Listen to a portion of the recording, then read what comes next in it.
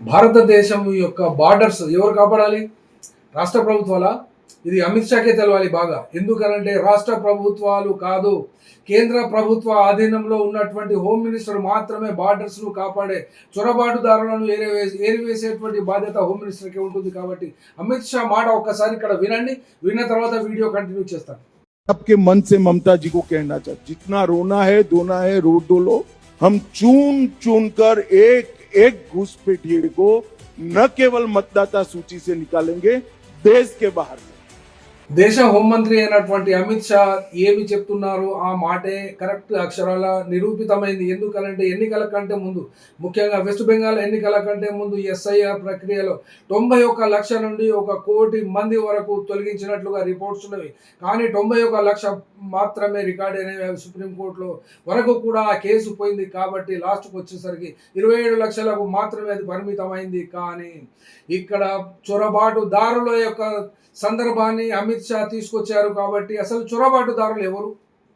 ఒక్క మాటలో జవాబు మేమే చెప్తున్నాం.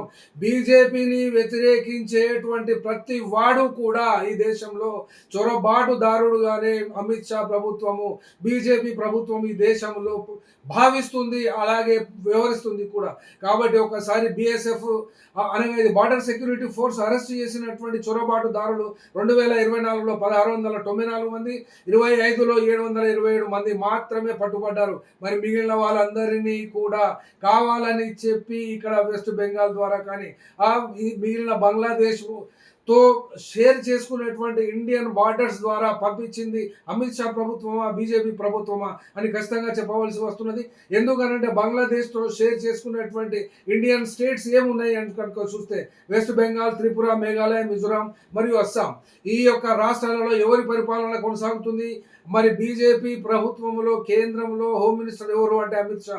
అంటే ఒక్క మాటలో చెప్పాలంటే తొలగించవలసినటువంటి బీజేపీ వ్యతిరేక శక్తులందరినీ కూడా చొరబాటుదారులుగానే వ్యవహరిస్తున్నారు. కాబట్టి ఇప్పుడు ఈ యొక్క ఎన్నికల సందర్భంలో బంగ్లాదేశ్ చొరబాటుదారులు అంటున్నారు.